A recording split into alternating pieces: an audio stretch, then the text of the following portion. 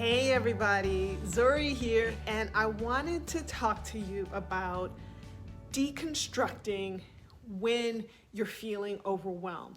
And what I mean by that really is, how do you take back your power when whatever, work, life, home, is overwhelming you so that you can do something about it?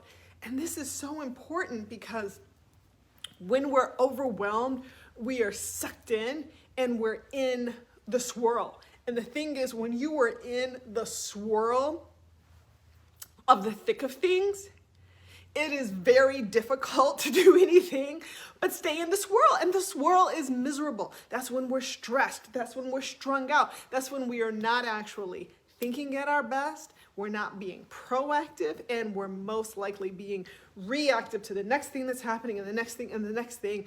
And it just feels miserable. It can feel overwhelming.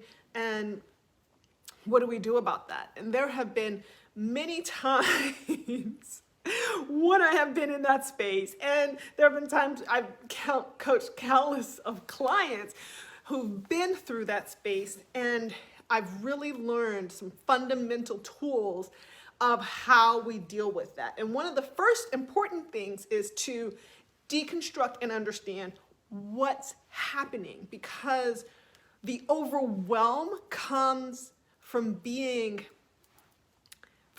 out of alignment. The overwhelm comes when it's like the confluence, it's the trifecta, it's the straw that broke the camel's back. And why is it that it's breaking the camel's back? And there's a reason for that, which is why I want to teach you these 3 fundamental boxes. And to think about it, when you can think about it this way, you can identify, oh, this is why I'm overwhelmed. This is what's causing me to feel overwhelmed. So you can step out of the feeling of overwhelm and then just deal with the problem or the circumstances at hand. And you suddenly become empowered to better navigate it.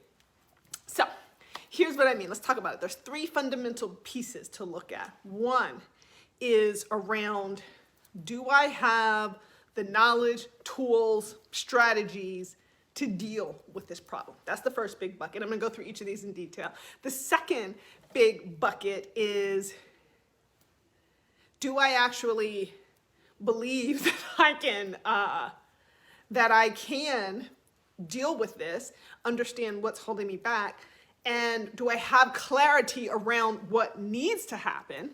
And the third big bucket is around, what are the limiting beliefs that I may have, that I'm not even aware of, that may be coming up for me around this? And so really it's tools and strategy, clarity and mindset, and limiting patterns and beliefs that may be impacting this. And so let's talk through, what does this look like? And there's been multiple times when I hit this. And for me, overwhelm usually comes when there's multiple things hitting multiple pieces of my life that have hit high stress points. So it's not just work, but it's work and something going on with, home life, and maybe, is there something going on with me, multiple things happening. And I can recall, this was an old example, at one point it was dealing with when my mom was sick and was dying. And it was over the holidays, and there was so much happening, and there was so much that fell on my shoulders. And by fell on my shoulders, I can be honest with myself now and say, and took on and put on my shoulders, because that's really, if I'm honest with myself, that's really what was happening. And so the thing was, it was the holidays, and I allowed myself to feel the pressure of still trying. It was my mom's favorite season, and because she was sick, I had to make the best of it, and was trying to deal with the holidays, trying to deal with the just emotional pieces of being, or being sick, trying to still deal with, there's work and elements at work happening, and then just being supportive and support to everyone else in my world. And it was so hard. And I was just in it. Now, that first stage of overwhelm is when many of us were in that coping superwoman stage of life, and we're just like, we suppress every emotion that we have, and we're just like, do. I have to do this, I have to do this, I have to do this. And we just keep going and we just keep pushing, and it almost becomes manic. Do you know what I'm talking about? When you're in that space where you're just like, and I'm in the wheel, I can't stop the wheel. I think that I can't stop the wheel because if I do, everything will break down, all hell will break loose. That's where I was at first, and it was just too much. And so then when I finally got off the crazy spinning, that was when I actually allowed myself to feel the overwhelm. And I was just like, it was just like this. And it was just like on this tight string that I was afraid that could break at any point. And so now let's take that situation and apply it to my 3 buckets of what was going on. And so the first thing is, do I have the tools and strategies? And now I'm applying this back then. I did not have any of this at the time. I wish I did. And I'll actually tell the story when I was in a very similar position of circumstances and trifecta of circumstances just recently, and was able to navigate it without the overwhelm. And so the first part, do I have tools, strategy, structure to be able to deal with this? Do I actually have the knowledge of the things that I need? And so that's one of the first biggest contributors. I may not have the answers. I don't know what I need to do, which was contributing to it. And mom was in hospice. That was super scary.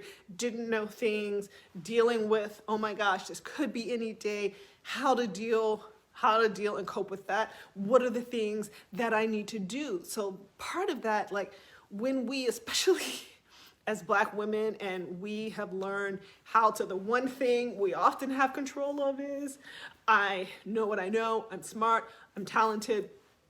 And it can be very uncomfortable when we are thrust into a place or position where we don't know what to do. It's one thing of having too much to do and I need to go do it. It's a whole nother thing of that fear enters where I don't have a clue of what to do. And so that was one of the pieces. And if I had the clarity then, I would have stopped and said, okay, what is it that I don't know that I need to know that will help me navigate this? What is it that I don't know about navigating the hospice situation? And I did. I started asking questions, having the conversations with the people. I didn't even have the time or wherewithal to think about, are there support groups, which there were at hospice, that could have helped me with that. Moving too fast, and was not great at asking for help back then. So I missed out on that resource. And then also just having to figure out, how do I prepare? How do I prepare for this? How do I prepare myself emotionally? How do I prepare myself in just all of the things to navigate? And so figure out what you don't know. Figure out what are the tools, or even what are the tools I don't know about that I need to know that could help me. So that's one thing. But when you can just even identify, oh, part of the overwhelm is I just don't have everything I need. Great. Now you can take control. I can take a breath and I can take control and then start to work the actual problem. The problem isn't that I'm dealing with my mom's sickness. Of course that's a problem, but that particular sub-problem is I don't know what I need to do. I don't know what I don't know. Now I can go figure that out. So that's one thing. Second thing is that mindset, that clarity around how am I dealing? Do I even believe I can deal with this? Do I believe it's possible to create a solution, to create what's happening or what have you? In this situation, that was a tough, difficult place to be because, the minds in that particular point, it was like, this is something that's coming. I'm just going to have to deal with this.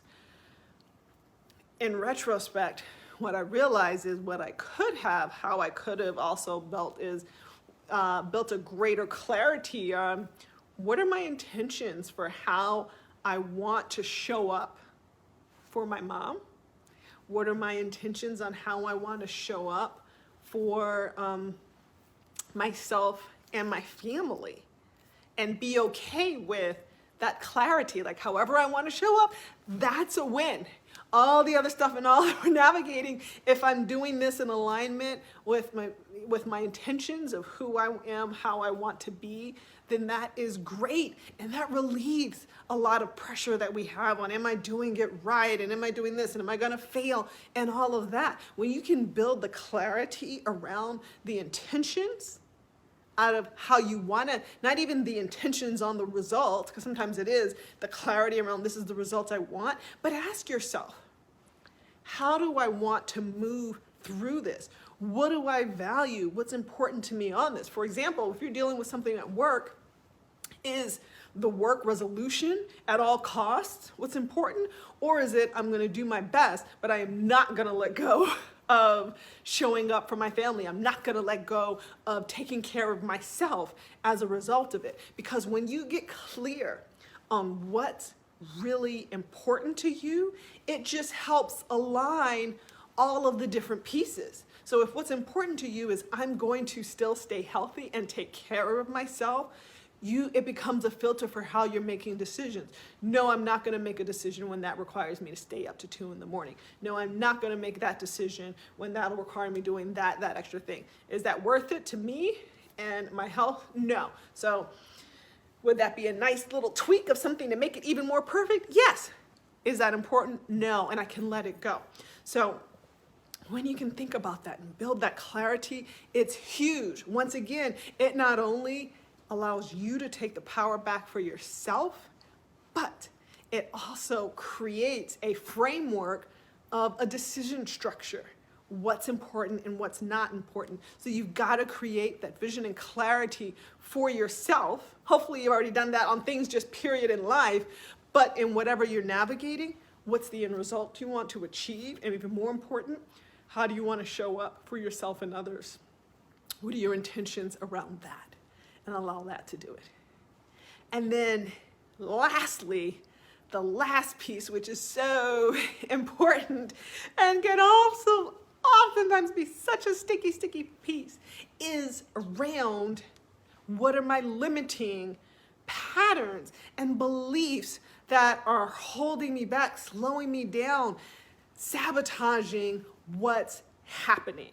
And that's the hard part. That's where we really got to face ourselves when we're navigating all that's happening. And here's what I mean with that. When it comes to that, one of my limiting beliefs that I had at that time was, one, I have to do it all by myself. And then the one that tied with that is no one else is there to help me. And boy, are those some challenging beliefs to have. And those are deep, old-rooted. But you know what? When I realize, and so what happens is often our limiting patterns and beliefs, they become self-fulfilling prophecy. And so because I was handling it all on my own, no one was helping me because I was like, oh, Zuri has it. She's doing it all on her own. So no one was offering for help. And guess what? I was also not asking for the help. There may have been times we may have asked for help once before and we're like, oh, that person said no. See, it doesn't work. I got to do it by myself. Well, guess what? Maybe that person said no because they're not available or they're not in a place to help. But is there someone else? And is there someone else? Or is there a way that you can delegate? Or is that something you need to let go if you can't do it all? But put yourself in check and recognize, is this true, this belief that I'm actually believing? Is this really true? Or is this just the story that I'm telling myself? And we can get real deep on that in terms of what am I getting out of this story, but more importantly, even think about how is this story holding me back? How is it keeping me from from being successful in navigating this overwhelm? Because those negative stories that we tell ourselves are part of what really feeds being in the storm.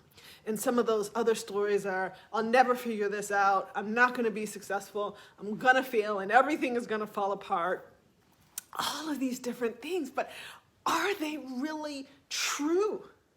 How can you actually even know? And are you willing to let that go? Are you willing to set down that story and tell yourself another story? Because guess what? None of us tell the future.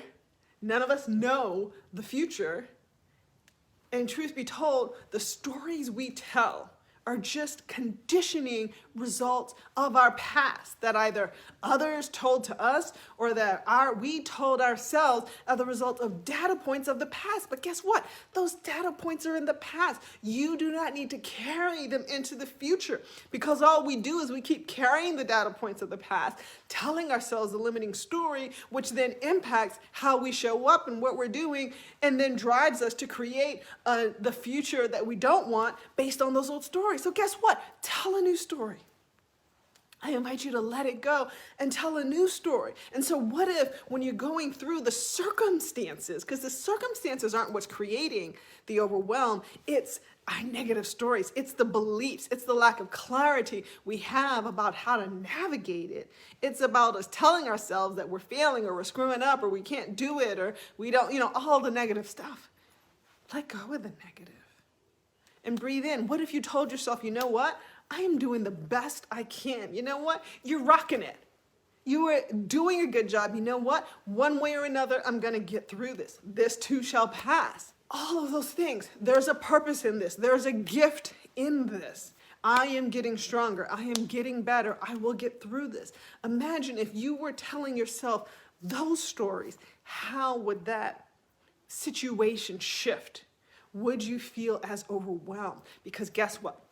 When you take back your power and allow yourself to step out so that you give yourself the tools that you need, you figure out what is it I just don't know and it's creating it. You figure out what is the mindset that I need to shift. What are the intentions? What's the clarity of what I do want out of this so I can be clear? And then I tell myself the empowered, encouraging story. Number one, it feels better. Number two, you move yourself out of the swirl. So the swirl can be there, but you're there. And number three, you give yourself access to greater wisdom, to higher self, to source, to God's insights, to flow through you, for intuition, for divine wisdom to come through.